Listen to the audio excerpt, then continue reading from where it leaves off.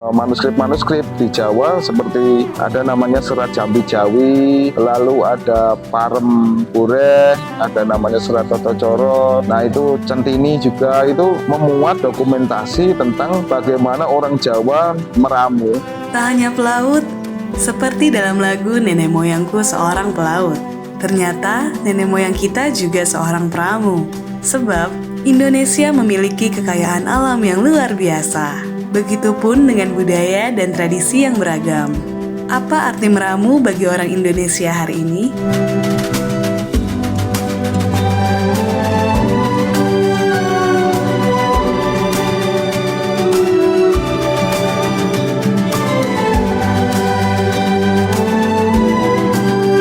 Nama saya Dani Saptoni, saya di komunitas Solo Society menjabat sebagai ketua. Jadi komunitas kami Solo Society itu adalah komunitas yang intens bergerak dalam riset dan juga usaha pelestarian sejarah dan budaya yang ada di Kota Solo dan sekitarnya. Jadi banyak sekali aset sejarah dan budaya yang ada di Kota Solo ini yang belum terekspos oleh publik, dan itu lama-kelamaan dilupakan oleh masyarakat Solo sendiri, dan disitulah kami intens untuk bergerak. Jadi seperti semboyan dari Solo Society sendiri, menapak masa lalu merawat ingatan. Jadi kita berusaha apa yang oleh publik dilupakan tetapi itu ada, itu kami buka kembali, tapi dengan koridor riset, dalam arti lewat metodologi ilmu pengetahuan sejarah yang benar. Jadi memang kegiatan meramu, terutama di sini berkaitan dengan jamu, atau kalau bahasa Jawa itu jambi-jambi ya, bukan jambi-jambi dalam konteks yang lain.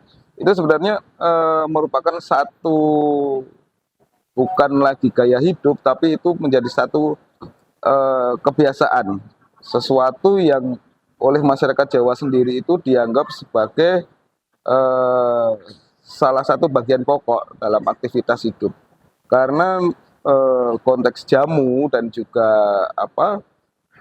rempah-rempah seperti itu dalam ruang lingkup aktivitas masyarakat Jawa itu menduduki porsi yang penting. Memang untuk masyarakat Kota Solo mayoritas itu sampai sekarang masih banyak yang mengkonsumsi jamu, karena ini adalah tradisi yang wariskan secara turun-temurun, baik oleh si konsumen atau masyarakat yang mengkonsumsi jamu itu, juga oleh si produsen, yaitu penjual jamu atau para petani penghasil bahan-bahan jamuan ini. Kalau orang Jawa menyebutnya itu empon-empon.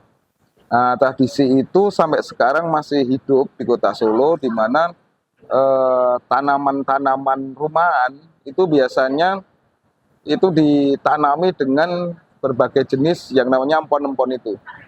Bisa jahe, bisa temulawak, sepertinya. Nah itu bahan baku jamu ini mudah kita dapati di rumah-rumah warga di Solo. Nah kemudian ini juga menjadi satu komoditas dagang yang penting juga, terutama di Pasar Gede, salah satu pasar terbesar di Kota Solo, di mana pasokan-pasokan bahan jamuan ini tadi dari pedesaan itu ditampung oleh para pedagang. Nah di Pasar Gede ini memang ditawarkan dua alternatif, apakah masyarakat secara praktis mau mengkonsumsi jamu yang sudah dalam bentuk jadi, atau mereka akan meramu sendiri. Karena banyak dalam konteks ilmu pengetahuan Jawa, baik yang tertulis atau tidak, itu masyarakat itu sering meramu ini. Misalkan kalau di Solo itu beras kencur itu bukan hanya untuk konsumsi lugu beras kencur itu saja, enggak, tapi ini bisa dicampur misalkan dengan temulawak. Nah, seperti itu. Jadi ini masyarakat bisa berkreasi dalam hal jejamuan ini. Memang di Pasar Gede itu menjadi satu destinasi utama ya dari warga, baik di dalam maupun luar Kota Solo, untuk mencari ini tadi, bahan-bahan jamu ini tadi. Karena seperti yang saya sampaikan tadi, Pasar Gede ini menampung semua hasil bumi petani untuk bahan baku jamu ini. Jadi banyak jenis-jenis tumbuhan jamu yang memang itu jarang beredar di pasaran bisa kita temukan di pasar gede. Dan itu di sini si pedagang biasanya juga akan mengarahkan si pembeli. Enaknya di situ.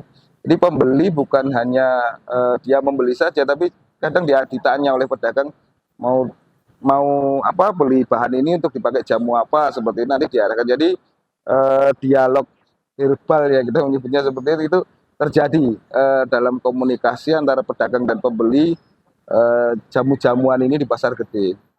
Di Solo itu sebenarnya memiliki berpuluh-puluh jenis minuman tradisional, termasuk diantaranya taho, dawet, seperti itu.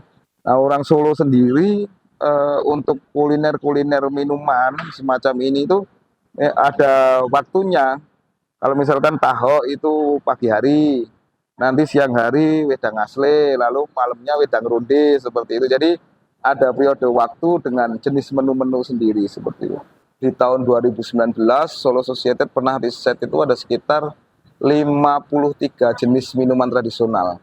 Itu termasuk minuman yang untuk santai dengan kuah-kuah manis, gurih seperti itu. Ada yang minuman untuk jamu, ada juga minuman-minuman pesta yang cenderung menggunakan alkohol. Seperti itu. Jadi ada 53 jenis minuman.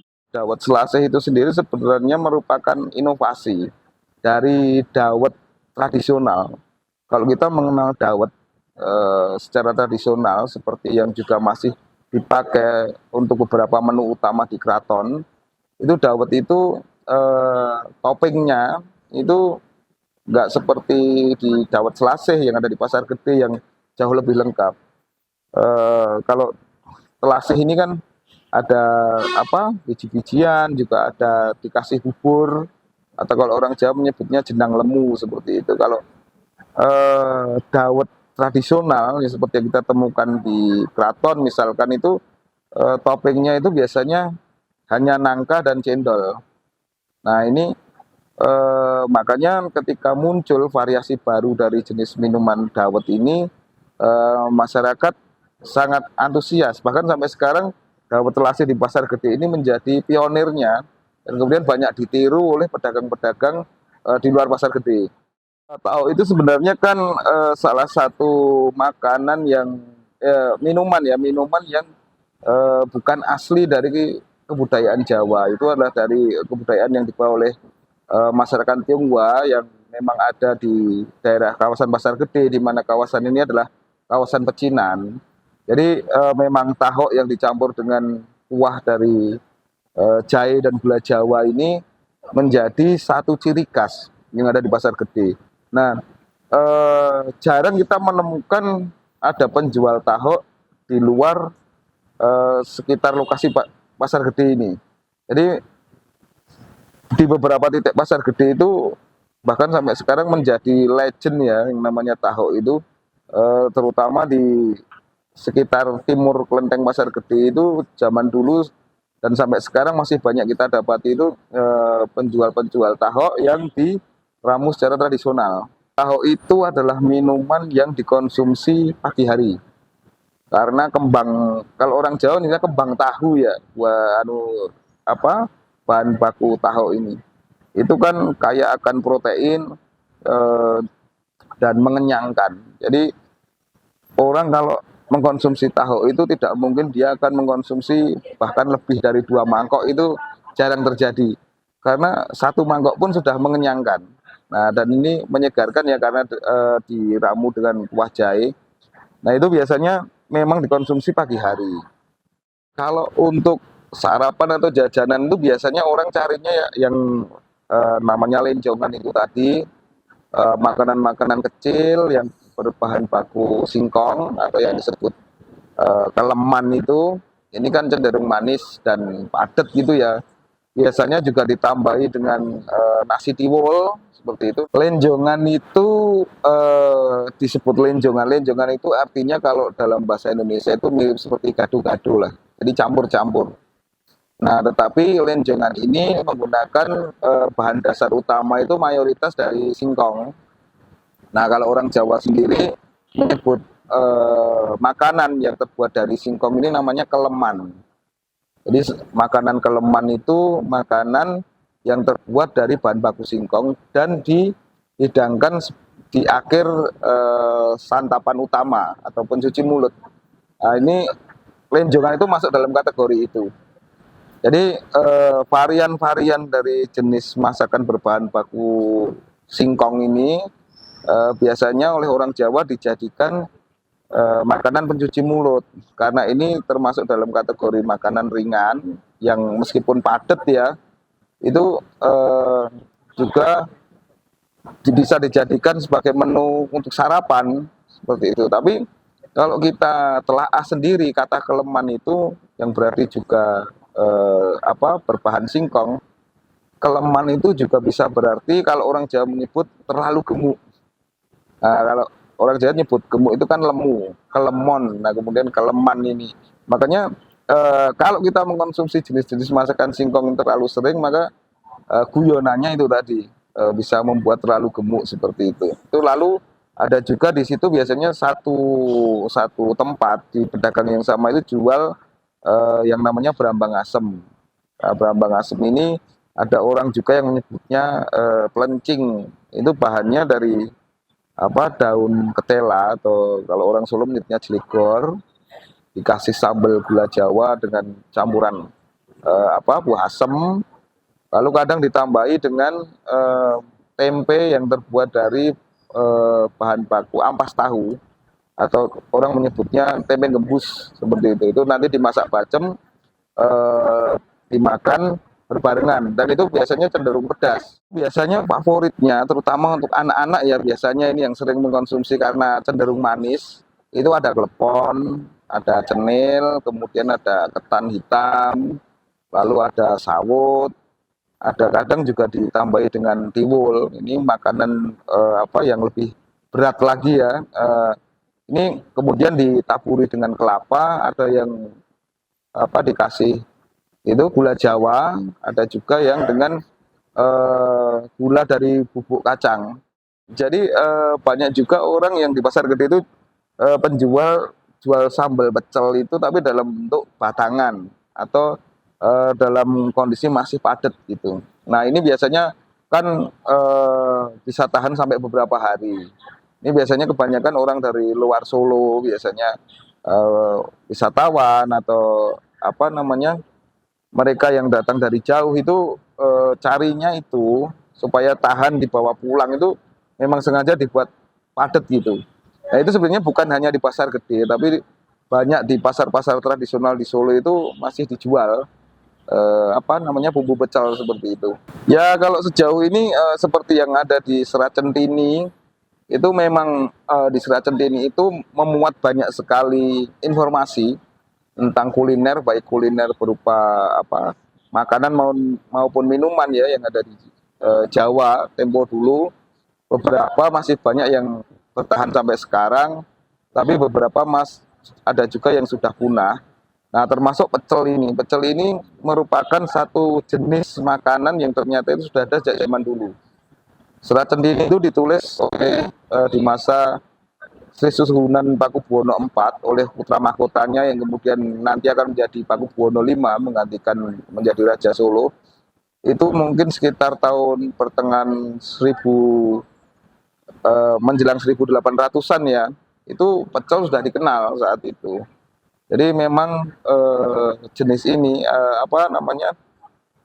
kreativitas orang Jawa untuk mencampurkan bahan baku makanan menjadi sesuatu yang khas dan unik ini ternyata dari dulu sudah ada. Itu banyak di serat-serat atau manuskrip yang kita jumpai itu, terutama di buku-buku babat itu. Misalkan kalau orang bertamu itu biasanya disuguhkan masakan apa.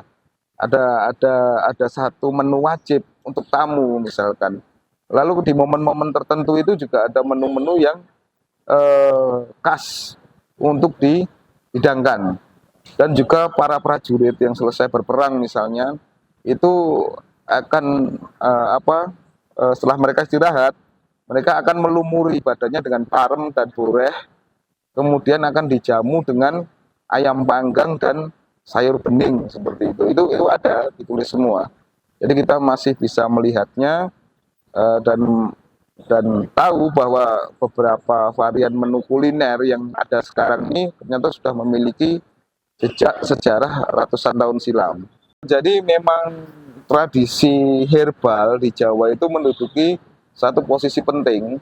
Bahkan dalam keseharian masyarakat Jawa itu tidak bisa meninggalkan ini yang namanya empon-empon atau jamu-jamuan ini atau tanaman-tanaman sebagai bahan baku jamu. Bahkan dalam masakan-masakan ala Jawa pun kita sering menemukan adanya kalau orang Solo menyebutnya laos, ada kunyit, dan itu juga ada di wilayah-wilayah lain di Nusantara. Jadi ini menunjukkan bahwa bukan hanya di Jawa, tapi menyebar merata di seluruh Nusantara, di mana bahan baku rempah-rempah, empon-empon ini mudah sekali didapat. Manuskrip-manuskrip di Jawa seperti ada namanya Serat Jambi Jawi, lalu ada Parem Bureh, ada namanya Serat Toto Coron. Nah itu Centini juga itu memuat dokumentasi tentang bagaimana orang Jawa meramu, termasuk dari bahan, cara mengolah dan cara menghidangkan berbagai macam kuliner, makanan, minuman maupun juga jamu-jamu tradisional ini. Untuk saat ini akses untuk kita bisa belajar dan mengetahui tentang manuskrip-manuskrip terkait dengan jejamuan ini, kita bisa datang ke Radio Pustaka, di Museum Radio Pustaka di Swedari itu banyak menyimpan manuskrip, catatan dan juga rekaman-rekaman aktivitas tentang bagaimana masyarakat Jawa Tempo dulu itu bersandingan dengan keberadaan empon-empon atau jejamuan ini tadi. Nenek moyang kita adalah peramu ya, bukan hanya pelaut tapi peramu juga. Meramunya bisa dimulai dari perkataan heritage atau pusaka. Yang pusaka itu bisa alam, budaya, terus percampurannya namanya saujana, sejauh mata memandang.